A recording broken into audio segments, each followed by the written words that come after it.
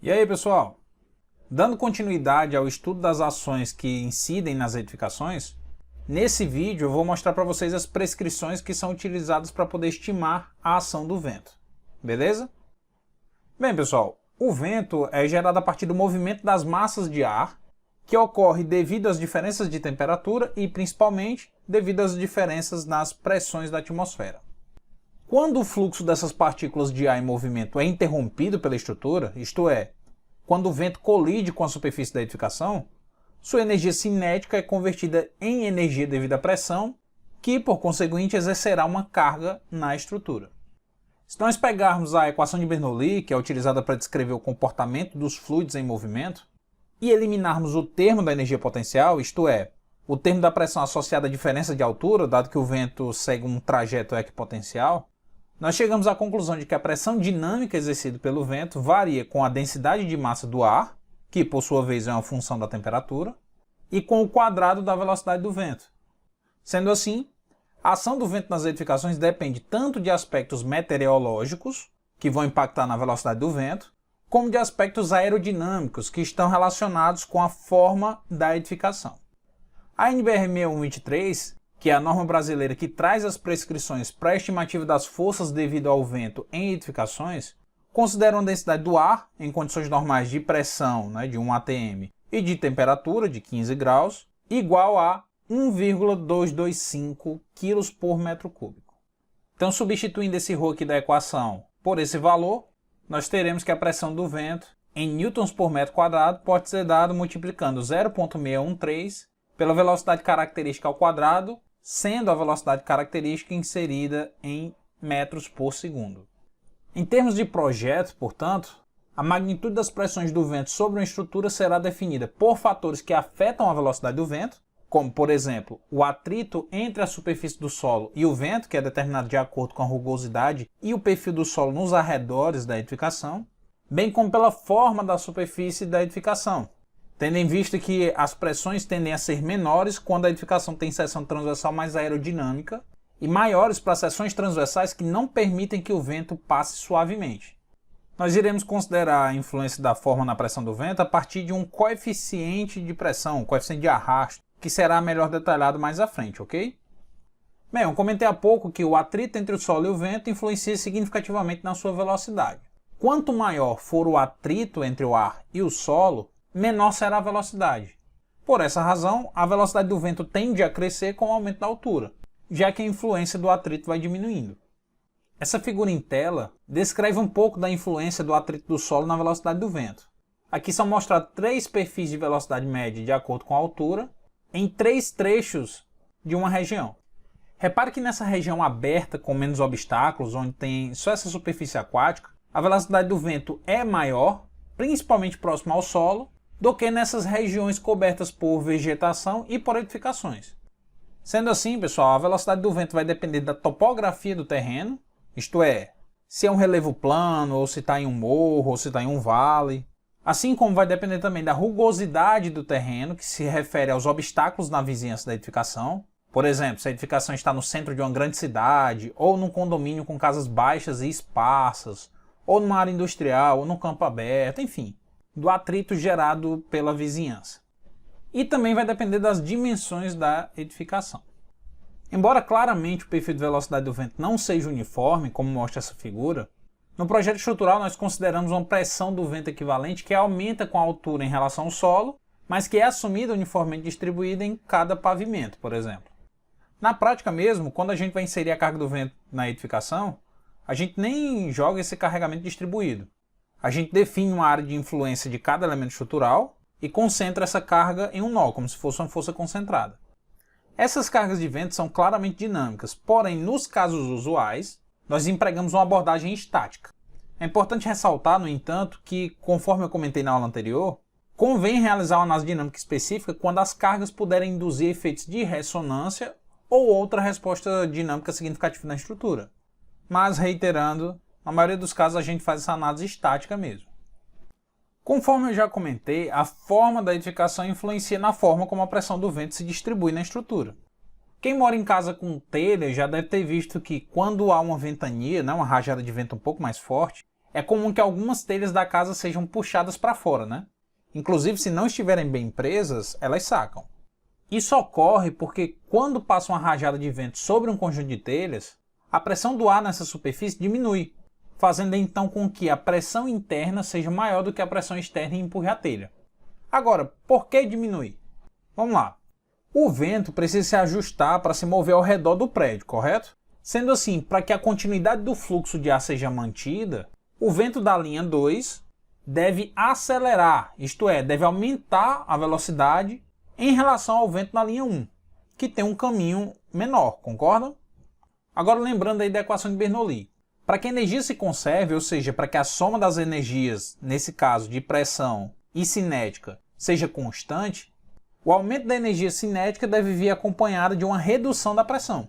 Em outras palavras, o aumento da velocidade promove uma redução da pressão, que é para que essa soma de energias se conserve, se mantenha constante. Como o ar que está abaixo da telha está parado, a pressão na parte inferior da telha fica maior do que a pressão externa, gerando por conseguinte uma resultante de força para cima.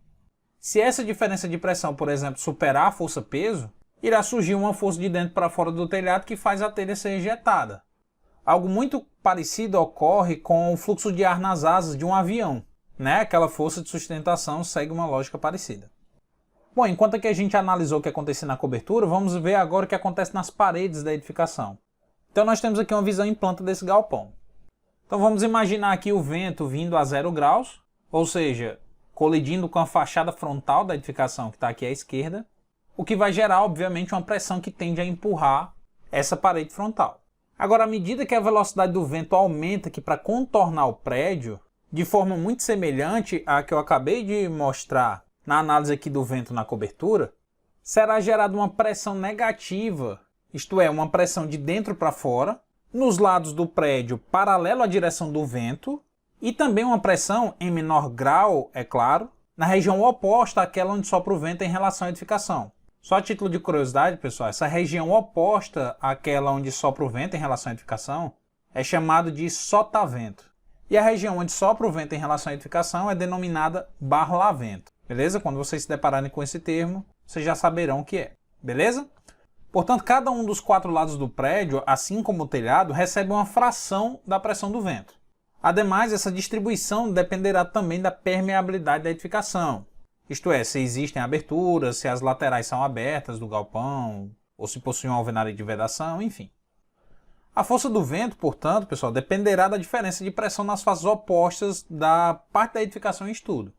Os valores desses coeficientes de pressão, né, que vão descrever essas frações de carga que vão para cada parte da edificação, são dados para as superfícies internas e externas, e seus valores podem ser encontrados para diversos tipos de edificações usuais e direções críticas do vento na NBR 6123, que, como eu já citei, é a norma que trata das forças devido ao vento em edificações.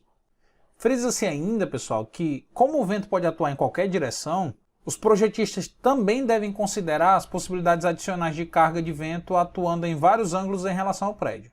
Mas normalmente a gente avalia os casos do vento vindo das direções perpendiculares às faces da edificação. Ou seja, nós avaliaríamos aqui o vento vindo da esquerda para a direita, da direita para a esquerda, de cima para baixo e de baixo para cima. Ou em termos de angulação, a 0, 180, 90 e 270 graus em relação à edificação. Beleza?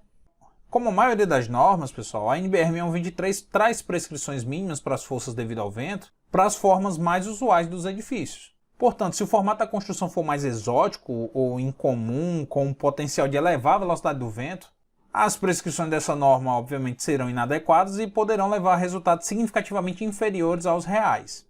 Nesses casos, o projetista deve fazer testes com túnel de vento em modelos físicos reduzidos para estabelecer as forças de projeto que são apropriadas.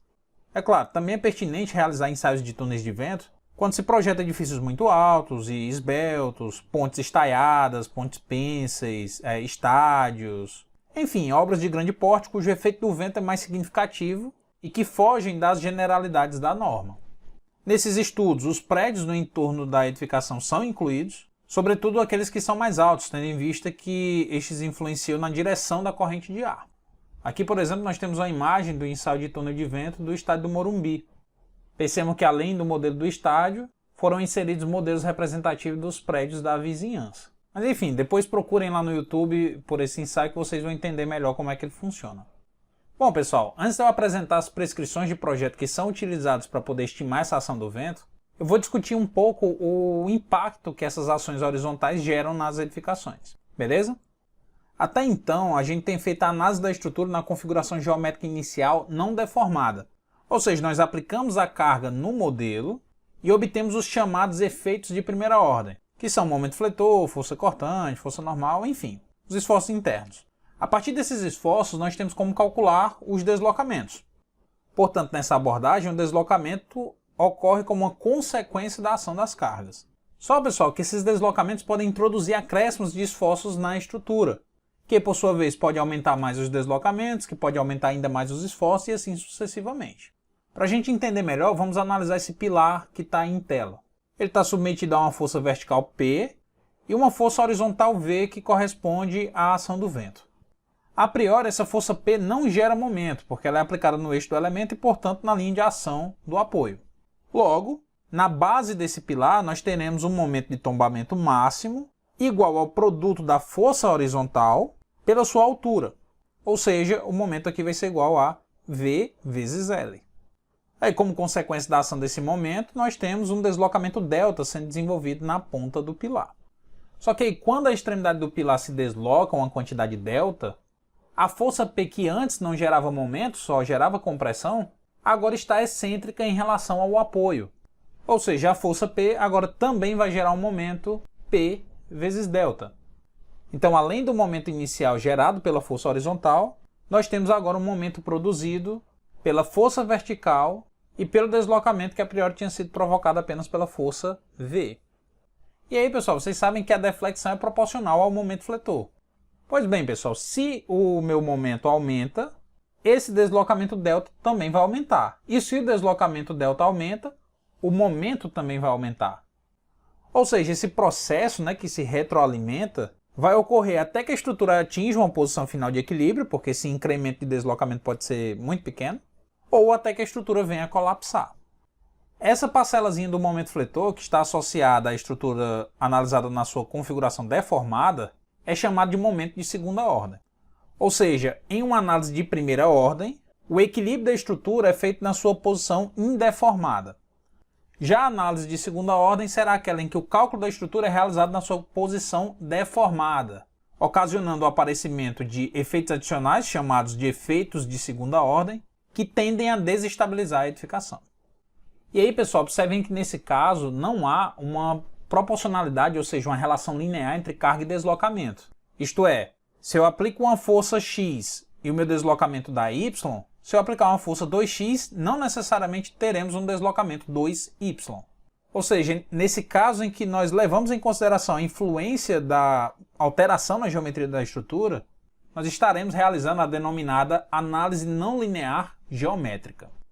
Pessoal, não sei se vocês notaram a similaridade, mas quando vocês estudaram a flambagem de colunas, vocês realizaram a análise não linear geométrica. A diferença da análise que vocês fizeram para a flambagem para essa que eu acabei de apresentar para vocês é que a deflexão produzida pela estrutura vem da carga de compressão e não pela força horizontal do vento. É evidente, portanto, que a deslocabilidade horizontal acentuada gera problemas de instabilidade. Embora eu tenha me limitado aqui nessa análise inicial às deflexões induzidas pela força do vento, que é transversal à estrutura, é importante vocês terem em mente que a flambagem, que pode ser provocada por essa força de compressão P, também vai potencializar esses efeitos de instabilidade, tendo em vista que ela também gera uma deflexão lateral, ok? Os efeitos associados aos deslocamentos horizontais provocados nos edifícios pela ação do vento, assim como os efeitos provocados pelos deslocamentos laterais inerentes à flambagem, devem ser combatidos por sistemas de contraventamento. Nome bem sugestivo, né? Caberia, pessoal, a gente dedicar aqui uma aula só para falar de estabilidade global e dos sistemas de contraventamento. Porém, para não passar batida, eu vou fazer um comentário rápido aqui só para a gente entender mais ou menos como eles funcionam. Bem, a gente conseguiria minimizar esse deslocamento delta no topo do pilar colocando um tirante. Eu não sei se vocês já repararam, mas torres ou postes que são muito altos possuem esses tirantes aqui que são conectados ao chão.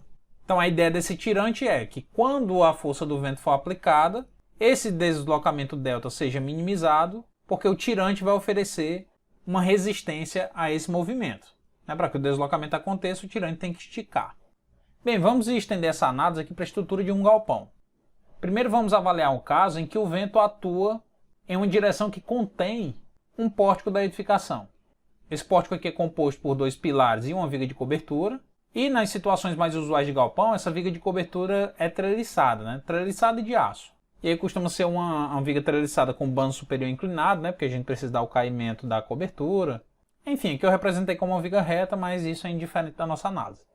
Pois bem, nesse caso, a gente não precisa de um sistema específico de contraventamento, porque essa associação de viga pilar, ou seja, esse pórtico, tem uma rigidez a essa força do vento, que nos casos usuais costuma ser suficiente para não se ter grandes problemas de estabilidade. Então os deslocamentos aqui dentro do plano do pórtico costumam ser pequenos. Porém, o pórtico não oferece uma boa rigidez quando a carga atua na direção perpendicular ao seu plano. Aí, para aumentar a rigidez do pórtico nessa direção fora do plano, a gente pode associá-lo a outro pórtico adjacente por uma viga, formando assim mais um pórtico, só que agora na outra direção, que vai aumentar a rigidez da estrutura perante a ação desse vento. Só que pode ser que, ainda assim, eu não tenha rigidez suficiente nessa direção, porque, por exemplo, eu posso querer colocar uma terça aqui ligando o topo dos pilares ao invés de uma viga treliçada, já que serão dos pórticos principais a função de resistir às cargas da cobertura e eu não quero gastar muito com material. Então essa terça que eu vou colocar aqui, por ser muito esbelta, já que tem pouca carga, pode flambar quando for comprimida pela ação do vento. Ou seja, ela não vai formar um quadro rígido com os pilares, vai meio que ficar solta no topo, entendem? Então nesse caso, o que eu posso fazer? A gente pode ligar o topo do pórtico à base do outro por um tirante aqui na diagonal, ou seja, a gente pode criar um vínculo aqui com o solo, porque a gente precisa de um ponto rígido e indeslocável para travar a estrutura. Da mesma forma que nós fizemos aqui nesse pilar. Assim, quando o vento atuar, o tirante será tracionado e oferecerá uma resistência a esse movimento. Se, no entanto, o vento atuar na outra direção, essa diagonal deixará de ser tracionada e passará a ser comprimida. Aí, se essa barra da diagonal tiver uma rigidez a compressão alta, ela também vai limitar esse deslocamento, só que nesse caso ela funciona não como um tirante, mas sim como uma escora. Todavia, pessoal, barras comprimidas sofrem com a flambagem. E como vocês bem sabem, a flambagem faz com que elementos falhem com uma carga muito inferior à que ela resiste. Lembre que a flambagem depende da rigidez da peça. Se a peça comprimida for muito flexível, não importa se o material é muito resistente, que mesmo assim ele vai falhar com a tensão baixa. Portanto, dependendo do tamanho dessa diagonal, pode ser exigido da barra uma seção muito grande para conferir rigidez suficiente para limitar esse deslocamento horizontal. E aí, como é que a gente resolve? Ora, é só passar um tirante na outra diagonal, Sendo assim, dependendo da direção do vento, uma diagonal vai trabalhar a compressão e a outra a tração. Com isso, o contraventamento não vai deixar de funcionar caso a barra comprimida perca a estabilidade devido à flambagem, compreendem? Nesse contexto, pessoal, nós podemos optar por barras de contraventamento que sejam extremamente esbeltas, que flambem com facilidade e que, portanto, sejam incapazes de exercer uma resistência à compressão. Elas podem funcionar como um cabo, um fio, que não possuem rigidez à compressão, mas que são extremamente resistentes à tração. Quando a gente tira a compressão de uma peça de aço, que é um material muito resistente, nós provocamos uma substancial economia com o material, porque a peça pode ser muito esbelta, uma vez que não há limitação da flambagem, entendem? Ou seja, a carga máxima que essa peça vai suportar estará condicionada à resistência do material e não a uma carga crítica de flambagem. E que fique claro, pessoal, esses dispositivos específicos para o contraventamento, como esse X que a gente acabou de fazer, só é necessário quando os pórticos não possuírem uma rigidez lateral suficiente para evitar os efeitos de segunda ordem. Nos casos usuais de edifícios em concreto armado, esses pórticos que são formados nas duas direções costumam ser suficientes para assegurar a estabilidade global, uma vez que as peças de concreto são naturalmente mais robustas do que as de aço, porque o concreto é menos resistente do que o aço. Como o aço é muito resistente, as estruturas feitas desse material costumam ser muito esbeltas. Afinal, pouco material já costuma ser suficiente para resistir às solicitações. Só que aí as peças ficam muito sensíveis aos fenômenos de instabilidade, isto é, elas são mais suscetíveis à flambagem. Essa possibilidade de adotar só pórticos nas estruturas de concreto também passa muito pela existência das lajes. A laje faz um travamento das vigas e dos pilares no nível do pavimento. Devido à alta rigidez no seu plano, isto é, devido ao seu comportamento de diafragma rígido, as lajes travam os pilares e distribuem as ações horizontais entre os elementos de contraventamento. É através das lajes, portanto, que os pilares contraventados se apoiam nos elementos de contraventamento.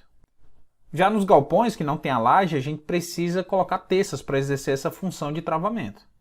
Ou seja, as teças que se comportam como vigas, afinal possuem a função de receber as cargas nas telhas e transferir para as tesouras, também têm uma função de travamento. Conforme eu já comentei, as vigas de cobertura de galpões são normalmente treliçadas, né? Então, alguns elementos da treliça vão estar tracionados e outros elementos vão estar comprimidos. Aqueles que forem comprimidos vão precisar ser travados para reduzir o comprimento de flambagem. Já quando tem laje, não precisa fazer isso, porque a laje trava as vigas. Além disso, as lajes vão travar os pilares também naquele ponto e vão reduzir o seu comprimento de flambagem. Eu espero, pessoal, que eu tenha deixado bem claro essa relação da ação do vento e da flambagem, né? Porque eu tenho comentado muito sobre ambas ao falar do contraventamento.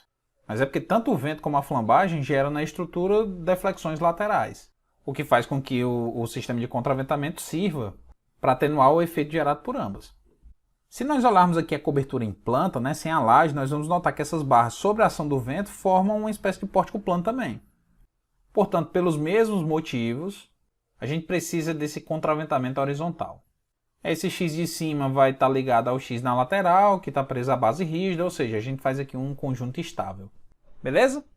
Quando vocês forem estudar lá a disciplina de estruturas metálicas, que são muito empregados em galpões, vocês irão se aprofundar um pouco melhor nesses sistemas de contraventamento, ok?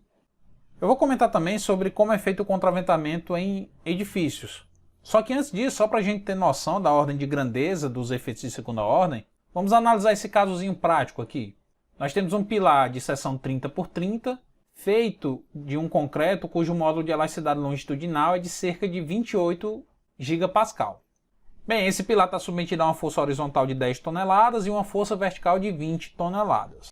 Se nós fizermos uma análise de primeira ordem, nós chegamos a um momento fletor de 50 toneladas vezes metro lá na base do pilar, que é obtido a partir do produto dessa força de 10 toneladas pelo comprimento do pilar de 5 metros. A força de 20 toneladas, portanto, não gera momento. Essa força horizontal vai gerar um deslocamento no topo do pilar de 22 centímetros. Se vocês aplicarem o PTV, a equação da linha elástica, ou até jogarem no F2, vocês vão poder observar esse valor. Ou seja, esse deslocamento irá induzir na estrutura um acréscimo de momento igual a 20 toneladas, que é a força de compressão, vezes esses 22 centímetros. Portanto, na base do pilar será gerado um momento total de 54,4 toneladas vezes metro. Ou seja, nós tivemos aí um acréscimo de 4,4 toneladas vezes metro, que é o nosso momento de segunda ordem.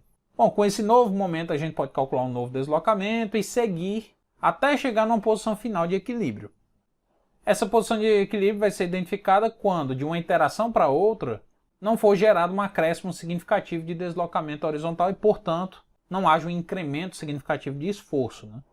Nesse final, o momento é de 59,9 toneladas forças vezes metro, ou seja, o momento de segunda ordem, no equilíbrio, será igual a 9,9 toneladas força vezes metro. Ou seja, pessoal, a existência do deslocamento no topo do pilar, que está associada à carga decorrente do vento, gerou um acréscimo de momento fletor de cerca de 20% do momento de primeira ordem. Entenderam? Então, para que a gente possa usar a análise de primeira ordem no dimensionamento das estruturas, esses deslocamentos horizontais precisam ser limitados. Portanto, em suma, pessoal, se a peça for dimensionada adequadamente, o elemento atinge uma situação de equilíbrio. Caso contrário, esse deslocamento lateral irá induzir na estrutura uma perda de estabilidade que é denominada flambagem global. Embora seja flagrante, pessoal, a necessidade de se efetuar uma análise de segunda ordem, nos edifícios os deslocamentos horizontais são comumente pequenos, de tal maneira que eles podem ser negligenciados quando se formulam as condições de equilíbrio. Na verdade, isso ocorre de maneira proposital. A estrutura é pensada para que seus deslocamentos sejam limitados. Por isso que nessa disciplina, bem como na resistência dos materiais e na mecânica geral, nós nos limitamos à análise de primeira ordem. Ou seja, nossas análises aqui vão considerar tanto a linearidade geométrica, que é quando a proporcionalidade entre carga e deslocamento e o equilíbrio é escrito sem considerar os deslocamentos, Como também vamos considerar a linearidade física, que é quando o material possui comportamento linear elástico. Frisa-se que, mesmo que a deslocabilidade horizontal não seja pequena, a análise linear, que é essa que a gente vem fazendo e vai continuar fazendo, ainda é importante porque, na prática, a análise não linear geométrica, que é essa que leva em consideração os efeitos de segunda ordem, é executada computacionalmente de uma forma incremental, em que em cada etapa do processo iterativo são adotados métodos lineares de análise. Além disso, são empregados na prática processos simplificados que permitem estimar os efeitos de segunda ordem a partir de uma análise de primeira ordem. Mas enfim, eu estou sendo repetitivo, mas vou dizer mais uma vez, essas particularidades vocês vão ver nas disciplinas de concreto e de aço, porque, obviamente, os parâmetros que são utilizados na estimativa desse comportamento dependem das características do material. E aí, nesses casos em que as estruturas são muito altas, muito esbeltas, a gente precisa recorrer aos sistemas de contraventamento. Os sistemas de contraventamento, pessoal, portanto, devem conferir à estrutura uma rigidez suficiente para que ela seja admitida como indeslocável. Ou seja, uma estrutura que, quando sob a ação de forças horizontais, seus nós sofrerão deslocamentos pequenos, que não chegam a introduzir esforços globais de segunda ordem significativos. Beleza? Então, nesse prédio aqui, nós temos a inclusão de um elemento de elevada rigidez horizontal, que vai diminuir os deslocamentos horizontais globais da estrutura. O travamento também pode ser feito por pórticos treliçados e paredes estruturais, que são geralmente locados nas extremidades do edifício, ou por pilares-parede, que normalmente estão posicionados nas caixas dos elevadores e escadas, podendo formar os denominados núcleos rígidos. A necessidade desses elementos específicos vai depender basicamente da altura do edifício e da carga que o solicita. Na maioria dos casos, é comum a gente enrijecer os pilares para formar os pórticos mais rígidos e não precisar de sistemas específicos para o contraventamento. Por exemplo, nessa planta de forma aqui de um edifício que tem 28 pavimentos, dá para a gente notar a existência aqui de pilares-parede, como esse pilar aqui, que tem uma seção de 28 centímetros por 2,40 m, e está localizado aqui nessa região das escadas e elevador, E nessa região também tem, inclusive, pilar no formato de L. Geralmente esses pilares na forma de L ou de U, que não são tão usuais assim nessas edificações de menor porte, costumam ser empregados por causa da estabilidade global. Isto é, quando a gente precisa enrijecer o pilar nas duas direções. Lembrando, pessoal, que a alteração da forma da seção transversal é uma maneira eficiente de aumentar a inércia sem, contudo, aumentar o consumo do material. A definição do sentido do pilar, portanto, também passa por uma análise da rigidez às ações horizontais. É claro, não é só isso que vai definir o sentido do pilar, A arquitetura pode limitar essa definição, porque, por exemplo, eu quero virar o pilar para essa posição, só que aí ele vai ficar passando no meio da sala. Então, a posição das paredes, obviamente, vai limitar a direção da maior dimensão do pilar. Além disso, a distribuição dos esforços nas vigas também pode influenciar nessa definição. Mas, enfim, em edifícios altos, a direção do pilar costuma ser definida pela estabilidade global. Nessa imagem aqui dá pra gente ver aquele contraventamento em X do galpão. E reparem, pessoal, a esbeltez desse contraventamento, que provavelmente é feito com barras rosqueadas. Essas textas aqui nas paredes do galpão também são colocadas com o intuito de aumentar a rigidez da estrutura. Bem, pessoal, como o vídeo está ficando um pouco longo, eu vou dividi-lo em duas partes. E na próxima parte, ou seja, no próximo vídeo, eu trago as prescrições normativas que serão utilizadas para poder estimar a ação do vento. Beleza? Então é isso, pessoal. Obrigado por assistirem o vídeo até aqui. Um abraço e até a próxima aula.